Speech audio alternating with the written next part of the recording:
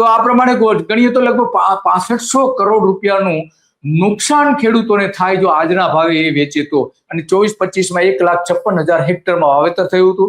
આ વર્ષે એટલે કે 2025-26માં 10,000 હેક્ટર વધારે થયું, માત્ર 10,000 હેક્ટર વધારે થયું એવી ગણતરી. 10 થી 12,000 હેક્ટર, એનાથી વધારે નથી થયું. છતાં પણ ભાવ એકદમ તળિયે નીચે જતા રહ્યા છે. માનો કે ખેડૂતોને જો ટકી રહેવું હોય તો 10 રૂપિયા ઓછામાં ઓછા ભાવ આવવા જોઈએ. અને આ અંગે બધી જ આપણી સાથે વાત કરીશું. સ્થાનિક જે વેપારી જે કોલ્ડ સ્ટોરેજના ગોડાઉન ધરાવતા હતા એક સમય, એમની સાથે પણ વાત કરીશું કે ખરેખર શું બજેટ છે, કેવું બજેટ છે ખેડૂતોનું, ખેડૂતોને કેટલું નુકસાન થયું છે. એવું કહેવાય છે કે એક ખેડૂતને સરેરાશ 1 લાખ રૂપિયા, ઓછામાં ઓછું 1 લાખ રૂપિયાનું નુકસાન વેઠવું પડે એવી ધારણા વ્યક્ત.